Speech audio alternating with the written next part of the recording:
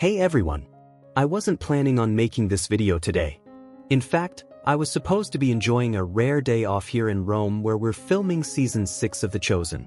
But I woke up this morning with my hands literally shaking, and I've been pacing around my hotel room for the past 3 hours because I can't get this dream out of my head.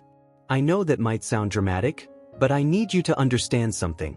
In all my years of playing Jesus, I've had countless dreams about the show, about filming, about the character.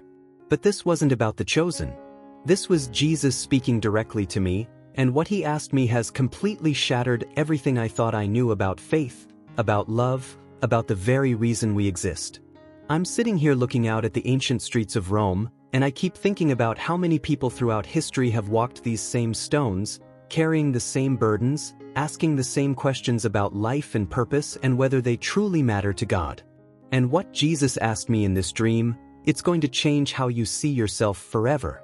But before I tell you what that question was, I need you to know that I almost didn't make this video. Who am I to claim that Jesus spoke to me in a dream? I'm just an actor from New York who happened to get cast in a show about the Bible.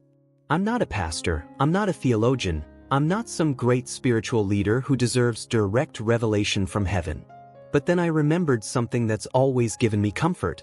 God has a history of choosing the most unlikely people to deliver his most important messages. He chose a shepherd boy to become a king. He chose fishermen to become apostles. He chose a murderer to become a missionary. He chose a teenage girl to bear his son. So maybe, just maybe, he can choose an actor from New York to share something that people desperately need to hear right now. Because what he asked me in this dream, it revealed something about the human heart that I think most of us are too afraid to admit, even to ourselves. I went to bed last night completely exhausted. We had been filming some of the most emotionally intense scenes of the entire series, and I felt spiritually drained in a way that's hard to describe. You know when you've given everything you have, and you feel like an empty vessel? That's where I was. I remember falling to my knees beside my bed and praying the same prayer I pray every night during filming. God, help me disappear so that people can see you. Help me get out of the way so your love can shine through. It's a prayer I've prayed hundreds of times, but last night felt different. Last night, I felt like I was really asking him to show me something deeper about his heart. And then I had this dream that has left me questioning everything I thought I understood about God's love for us. I need to share this with you because I believe with every fiber of my being that someone watching this video right now needs to hear what Jesus asked me. But I'm going to be completely honest with you. Part of me is terrified to share this because what he asked me exposes something about the way we view ourselves that's so raw, so vulnerable, so deeply human that it's almost too painful to acknowledge.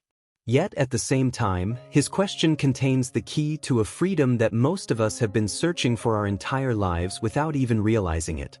Before I tell you what happened in this dream, I need you to do something for me. I need you to really listen, not just with your ears, but with your heart. Because what I'm about to share isn't just a story about a dream. It's a message that has the power to heal wounds you didn't even know you were carrying. It has the power to answer questions you've been afraid to ask. And it has the power to show you a side of God's heart that might surprise you in the most beautiful way possible.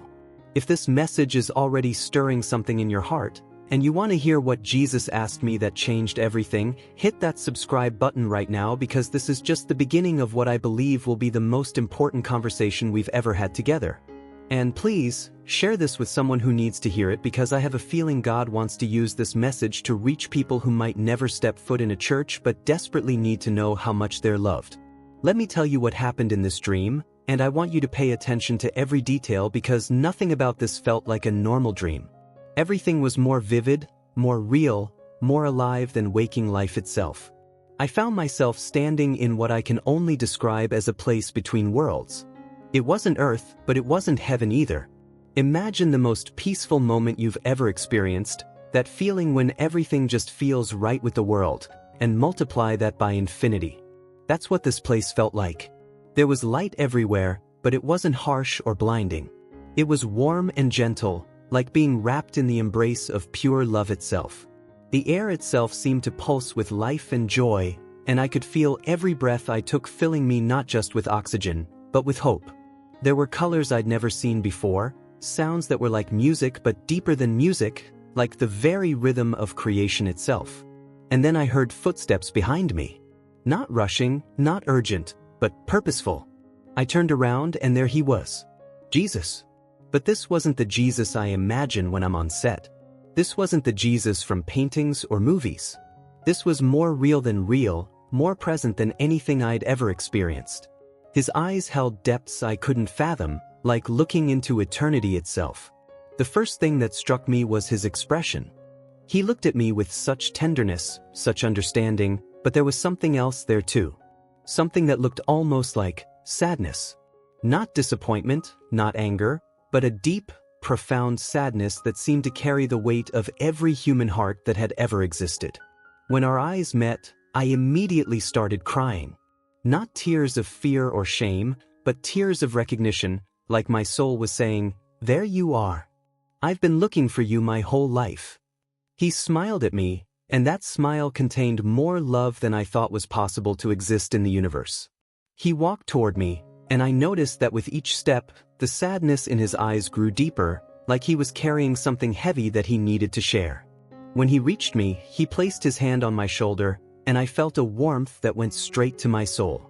"Jonathan," he said, and hearing my name spoken by his voice was like hearing the most beautiful song ever written. "I've been waiting for this moment to talk with you." His voice was gentle but urgent, loving but serious. "There's something I need to ask you, something that my children desperately need to understand." I remember feeling both honored and terrified at the same time. "Lord," I said, "I'm listening." He began walking, and I fell into step beside him. As we walked, the landscape around us began to change, shifting like scenes in a movie, but seamlessly, beautifully. One moment we were walking through a garden that looked like Eden, the next we were on a hillside overlooking a vast city, then beside a quiet stream that reflected light like liquid diamonds. Each place we walked through seemed to represent different moments in human history, different struggles, different joys. "Jonathan," he said as we walked, "I watch my children every day. I see them wake up in the morning, and I see the first thoughts that enter their minds. I see them look in the mirror and hear the words they speak to themselves. I watch them go through their days carrying burdens I never intended them to carry, believing lies about themselves that break my heart in ways you cannot imagine." His voice was getting more intense, more emotional. "And there's one thing, one fundamental misunderstanding about who they are and how I see them, that is stealing their joy, crushing their spirits, and keeping them from experiencing the fullness of life I died to give them." We stopped walking and he turned to face me directly. The sadness in his eyes was now mixed with something that looked like desperation, like a father watching his children hurt themselves and being powerless to stop them because they won't listen to his voice. "Jonathan, what I'm about to ask you is going to reveal the deepest wound in the human heart. It's going to expose the lie that's been destroying my children since the very beginning. And when you understand this question, when you really grasp what I'm asking, it's going to change everything about how you see yourself and how you help others see themselves." My heart was pounding in my chest because I could feel the weight of what was coming. This wasn't just a conversation anymore. This was a revelation that was going to shatter everything I thought I knew about God's heart for humanity. He looked directly into my eyes, and I could see that he was about to share something that came from the very core of his being, something that he had been waiting to say to someone who would listen and share it with the world. "Are you ready, Jonathan?" he asked. "Are you ready to hear the question that reveals why so many of my beloved children are living as prisoners when I've already set them free? Are you ready to understand why they're searching for something they already possess? Are you ready to see the one thing that, if they truly understood it, would heal their deepest wounds and unlock the joy I created them to experience?" I nodded, though every part of me was trembling with anticipation and a little bit of fear, because I knew that whatever he was about to ask me was going to change my life forever. What happened next in this dream completely broke me, and I mean that in the most beautiful and devastating way possible. Jesus looked at me with eyes that held all the love in the universe, but also carried the pain of watching his children suffer unnecessarily for thousands of years. He took a deep breath, like he was about to share something that came from the very depths of his heart, something he had been longing to say but few had been willing to hear. The air around us seemed to grow still, like all of creation was holding its breath, waiting for this moment. And then he asked me the question that shattered everything I thought I knew about God's heart for humanity. He said, "Jonathan, why do my children keep asking me to love them when I'm already loving them with everything I have?" The moment those words left his lips, I felt like I had been hit by lightning. My knees gave out, and I collapsed right there in that beautiful garden, sobbing like a child. Because in that instant, I understood something so profound, so heartbreaking, so beautiful that it felt like my entire understanding of God's love was being rewritten from the inside out. "Why," he continued, his voice breaking with emotion, "do they keep begging me to accept them when I've never rejected them? Why do they keep trying to earn something I've already given them freely? Why do they keep asking me to prove my love when I died to prove it once and for all?" Each question hit me like a wave, and I realized that every single word he was speaking wasn't just about humanity in general. It was about me. It was about you. It was about every person who has ever felt like they weren't good enough, like they weren't worthy, like they had to somehow convince God to care about them. I looked up at him through my tears, and his face was a mixture of infinite love and infinite pain. "Lord," I whispered, "I don't understand. What do you mean?" He knelt down beside me, and when he spoke, his voice was so gentle, so tender, that it felt like being wrapped in the safest embrace imaginable. "Jonathan, my children wake up every morning and their first instinct is to try to earn my love. They pray prayers asking me to forgive them for sins I've already forgiven. They beg me to accept them when I've never once turned them away. They ask me to love them when I've been loving them since before they took their first breath." He stood up and began pacing, and I could see that this was something that weighed heavily on his heart. "They come to me with lists of things they've done wrong, as if I don't already know. They promise to do better, as if my love depends on their performance. They ask me to prove that I care about them, as if the cross wasn't proof enough." His voice was getting more intense, not with anger, but with the kind of passionate love that a parent feels when they see their child hurting themselves unnecessarily. They're like children who keep asking their parents if they love them while sitting in their parents' lap, surrounded by gifts, being held and cherished. "But here's what breaks my heart most," he said, turning to look at me with tears in his eyes. "They don't believe me when I tell them they're already loved. They think I'm just being nice. They think there's some hidden condition, some secret requirement they haven't met yet. They keep waiting for the other shoe to drop, for me to finally see who they really are and change my mind about them." He paused, and the silence was deafening. "Jonathan, I know exactly who they are. I know every mistake they've made, every dark thought they've had, every moment they've failed to live up to their own standards, let alone mine. And I love them anyway. Not despite who they are, but because of who they are." The weight of what he was saying hit me like a tsunami. I realized that he wasn't just talking about some abstract theological concept. He was talking about the deepest wound in every human heart. The wound that makes us feel like we have to perform for love, like we have to earn our place in God's family, like we have to somehow convince the creator of the universe that we're worth caring about. "Lord," I said, my voice barely a whisper, "how do I help them understand this?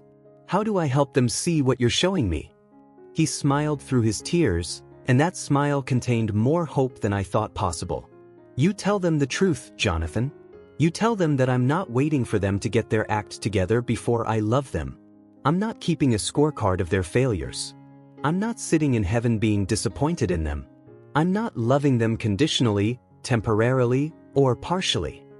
He looked directly at me with an intensity that went straight to my soul. "You tell them that every morning when they wake up, my first thought is not about what they did wrong yesterday. My first thought is, 'Good morning, beloved. I'm so glad you're here. I've been waiting all night to spend this day with you.'" I felt like my heart was going to explode from the beauty and the pain of what he was revealing. "You tell them," he continued, "that when they look in the mirror and see all their flaws, I look at them and see my masterpiece. When they focus on their mistakes, I focus on their heart. When they see reasons why I shouldn't love them, I see all the reasons why I do." His voice was getting softer now, more tender. "You tell them that they don't have to ask me to love them. They just have to let me love them. They don't have to earn it. They just have to receive it. They don't have to prove they're worthy. They just have to believe they already are. As I sat there in that dream, completely overwhelmed by the magnitude of what Jesus was revealing, I realized that this question he had asked me wasn't just about theology or doctrine. It was about the fundamental way we see ourselves and the way we relate to God. It was about a lie that has been devastating the human heart since the beginning of time, and a truth that has the power to set every single one of us free. If what Jesus just revealed is stirring something deep in your heart, if you're beginning to see how this applies to your own life, then you need to hear what he told me next, because it gets even more beautiful and even more life-changing. Make sure you're subscribed, because what's coming will help you understand how to actually live in this love instead of just knowing about it. As I sat there in that dream, still shattered by that question, Jesus sat down beside me with such tenderness that I felt safer than I'd ever felt in my life. "Jonathan," he said, "I need you to understand why this breaks my heart so much." Suddenly, I could see millions of people from every nation and time period. But they weren't celebrating. They were all on their knees, begging God to love them, pleading for acceptance, promising to do better. "Look at them," Jesus said, his voice heavy with sorrow. "Every single one is asking me for something I've already given them. They're begging for bread while sitting at a banquet table. They're crying for water while standing in a river." His eyes filled with tears. "Jonathan, they don't believe they're already loved, so they spend their lives trying to earn what they already have." "But why don't they understand?" I asked. His expression grew tender. "Because they've been taught that love must be earned. From childhood, they learned that approval comes through performance, that acceptance is conditional. And they brought that broken understanding into their relationship with me." I watched as scenes flashed around us. Children performing for parents' approval. Students desperately seeking teachers' acceptance. Even in churches, people striving to become worthy of God's love. "Do you see it?" Jesus asked. "They assume my love works like human love, limited and conditional. But Jonathan, my love isn't human love magnified. My love is who I am." That statement hit me like lightning. "You mean your love isn't something you do, it's something you are?" He smiled like the sun rising. "Exactly. I don't love them because they're good. I love them because I am love. I don't accept them because they've earned it. I accept them because acceptance is my nature. When they ask me to love them," Jesus continued, "it's like asking the sun to shine or fire to be hot. Love isn't something I choose to do for them. Love is what I am, and they are the objects of that love, whether they believe it or not." He picked up soil, letting it run through his fingers. "When I formed Adam, the very act of creating him was love.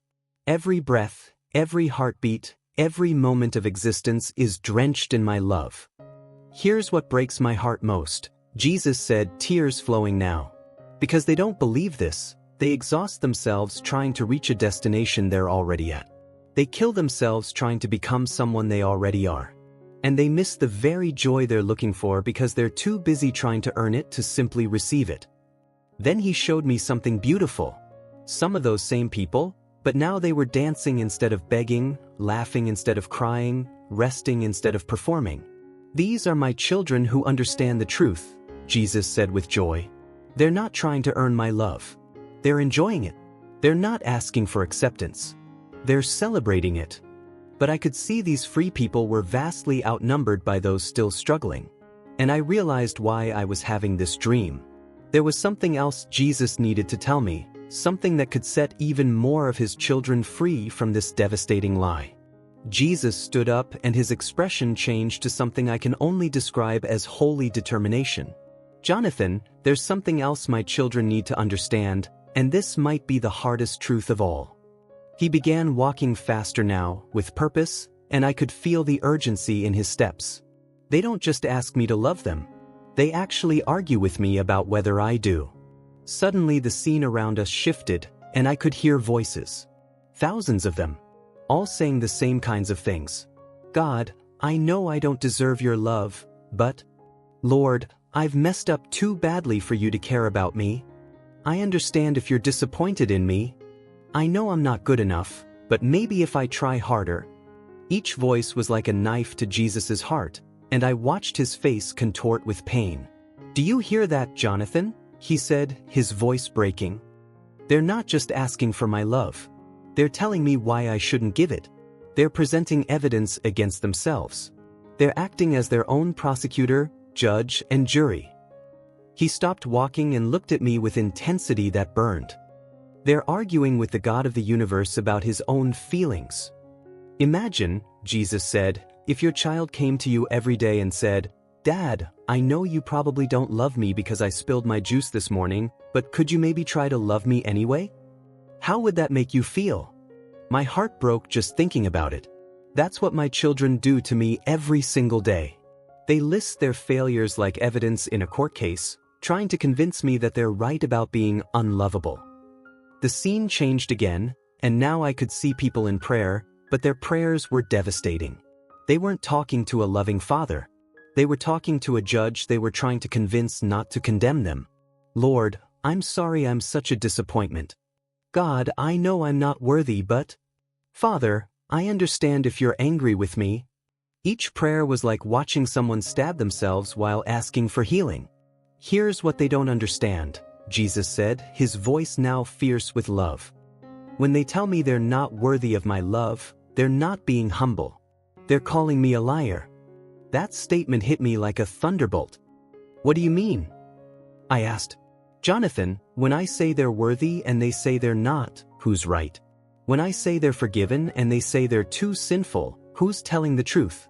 When I say they're my beloved children and they say they're failures, which voice should they believe?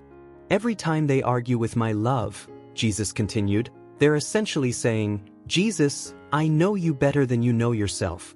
I know your heart better than you do.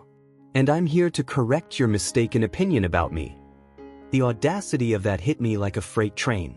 "They would never dream of correcting me about theology or doctrine," he said, "but they'll argue with me about my own love all day long." Jesus sat down on a rock, and for a moment he looked exhausted. "Jonathan, imagine if every time you told someone you loved them, they spent the next hour explaining why you were wrong. Imagine if every time you showed kindness, they questioned your motives. Imagine if every time you offered a gift, they insisted they hadn't earned it and tried to give it back." He looked at me with eyes full of pain. "That's what it's like being God. My children constantly reject the very thing they're desperately seeking. But here's the truth that will set them free," Jesus said, standing up with renewed energy. "My love isn't based on their worthiness. It's based on my character. My forgiveness isn't dependent on their perfection. It flows from my nature. My acceptance isn't earned by their performance. It's given because of who I am, not who they are." He began pacing now, and I could feel his passion building. "When they say they don't deserve my love, they're absolutely right. Nobody deserves infinite, perfect, unconditional love. But that's exactly why it's called grace. The moment they deserve it, it stops being grace and becomes payment. The moment they earn it, it stops being a gift and becomes a wage. Jonathan, tell them this," Jesus said, looking directly at me with fire in his eyes. "Stop arguing with my love and start accepting it. Stop explaining why I shouldn't care and start celebrating that I do. Stop trying to talk me out of blessing you and start saying thank you. Stop presenting evidence against yourself and start believing my verdict. Forgiven, beloved, accepted, mine." As he spoke, something extraordinary happened. Those people I had seen arguing with God began to change. One by one, they stopped their defensive prayers and started saying simple words. "Thank you. I receive your love. I believe you. I trust your heart." And as they did, their faces transformed from anguish to peace, from fear to joy, from desperation to rest. "This is the breakthrough, Jonathan," Jesus said with tears of joy now. "When they stop fighting my love and start receiving it, everything changes. They stop living like beggars and start living like the royalty they are. They stop performing for approval and start resting in acceptance. They stop trying to become worthy and start living like they already are." But then his expression grew serious again. "There's one more thing they need to understand about this question I asked you. Something that will complete the picture and give them the key to walking in this freedom every single day. If this is blowing your mind like it blew mine, make sure you're subscribed because what Jesus told me next will show you exactly how to live in this truth instead of just understanding it. This is about to get even more life-changing. Jesus sat directly in front of me, his eyes filled with urgent hope. Jonathan, there's one final thing you need to understand. The reason my children keep asking me to love them isn't just because they don't believe they're already loved. It's because they've never learned how to live loved. That statement hit me like lightning. They know about my love intellectually, he explained, but they've never experienced what it feels like to wake up every morning knowing they're completely, permanently, irrevocably loved. Knowing about love and living loved are two completely different realities. Every morning, my children wake up thinking about what they need to do to be acceptable that day. But I want them to wake up thinking, I am already loved beyond measure. Today I get to live from that love, not for that love. His voice filled with excitement. When they stop asking me to love them and start asking me to help them feel loved, everything shifts. He placed both hands on my shoulders. Jonathan, this is why I gave you your platform. I need you to tell them that every prayer they've ever prayed asking for my love was actually a prayer I was already answering. Every moment they've begged for acceptance was a moment I was already holding them. Time is shorter than people think, Jesus said urgently. Too many of my children will waste years trying to earn something I gave them at their first breath. You have to help them see that today, right now, they can stop asking and start receiving. They can stop performing and start resting. They can stop trying to become loved and start living loved. The garden began to shimmer and fade. Wait, I said desperately, how do I make them believe this? Jesus smiled one last time. You tell them the truth, and you show them what it looks like to be human and loved at the same time. Remember, this dream isn't just for them. It's for you too. Live loved and help others do the same. As everything dissolved, I heard his final words. The question isn't whether they're loved. The question is whether they'll believe it and live like it's true. I woke up at 3:17 a.m. with tears streaming down my face and my heart pounding. I knew immediately this wasn't just a dream. It was a divine encounter, a commission, a message that had to be shared. I got up and walked to the window, looking out at Rome, feeling the weight of what Jesus had entrusted to me. This wasn't about me being special. This was about a message that could transform lives and set prisoners free from performance-based love. I knew I had to share this, even if people thought I was crazy, even if it made me vulnerable. Because somewhere out there, someone watching this needs to hear that they don't have to keep asking God to love them. Someone needs to know they can stop performing and start resting. Someone needs to understand that they're not just loved, they're living loved. And that someone might be you. So here's what I need to say to you, wherever you are right now, whatever brought you to this video. If you've been one of those people asking God to love you, begging Him to accept you, trying to convince Him that you're worth caring about, I need you to stop right now and listen to me. You're asking for something you already have. You're begging for bread while sitting at a banquet table. You're crying for water while standing in a river. God isn't waiting for you to get your act together before He loves you. He's not keeping a scorecard of your failures. He's not sitting in heaven being disappointed in you. Right now, in this very moment as you're watching this video, His love for you is complete, permanent, and unchanging. You don't have to earn it. You don't have to deserve it. You just have to receive it. If you're carrying guilt about your past, if you're ashamed of mistakes you've made, if you feel like you've blown it too many times for God to care about you, listen to me carefully. Every single thing you're beating yourself up about, God already knows. Every failure, every dark thought, every moment you've fallen short, He sees it all. And He loves you anyway. Not despite who you are, but because you're His child, created in His image, precious beyond measure. Stop arguing with God about His own feelings toward you. When He says you're forgiven, don't tell Him why you're not. When He says you're worthy of love, don't present evidence to the contrary. When He calls you beloved, don't explain why He's wrong. You wouldn't correct God about theology, so don't correct Him about His love for you. Here's what I want you to do right now. Instead of asking God to love you, ask Him to help you feel loved. Instead of begging for acceptance, ask for eyes to see that you're already accepted. Instead of trying to convince Him you're worthy, Ask Him to help you believe what He's already declared about you. This simple shift will transform your entire relationship with God. Tomorrow morning when you wake up, don't let your first thought be about what you need to do to be acceptable that day. Let your first thought be, I am already loved beyond measure. Today I get to live from that love, not for that love.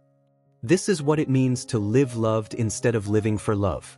If you're exhausted from trying to be perfect, if you're tired of performing for approval, if you're worn out from carrying the weight of trying to earn God's love, you can rest now. The work is done. The love is yours. The acceptance is complete. You don't have to strive anymore. You can simply receive what's already been given.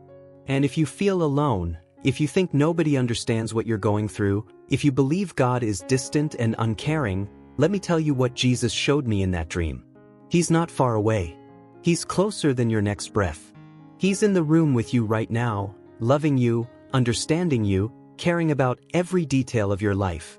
When you feel forgotten, He remembers you. When you feel worthless, He sees your incredible value. When you feel like giving up, He's cheering you on. The truth is, you don't need to change a single thing about yourself to be loved by God. You don't need to clean up your act, get your life together, or become a better person first. Come as you are, with all your questions, doubts, fears, and hopes. He's waiting for you with open arms and a heart full of love that will never run out, never change, and never be withdrawn. As I close this video, I want to pray for you, because that's what Jesus would do. He'd ask the Father to help you feel His love in a real and tangible way. Father God, I pray for every person watching this video right now. You know their name, you know their heart, you know exactly what they need to hear. Help them to stop asking for what they already have and start receiving it. Help them to stop performing for love and start resting in love. Help them to stop trying to become worthy and start living like they already are worthy because of Jesus. For those who feel unlovable, reveal your delight in them. For those who feel worthless, show them their incredible value. For those who feel alone, make your presence known. Help all of us to live loved, to wake up every morning knowing we're completely accepted, and to rest in the truth that we are your beloved children. Thank you for loving us first, for loving us completely, and for loving us forever. In Jesus' name, thank you for listening to this message. I love you, and more importantly, God loves you with a love that's deeper than the ocean, higher than the heavens, and more permanent than the mountains. You don't have to ask for it. You just have to believe it. If this message has touched your heart, please subscribe and share this with someone who needs to hear it. And in the comments below, just write, I am loved, so we can celebrate together this truth that changes everything. You are not alone, and you are deeply, completely, permanently loved.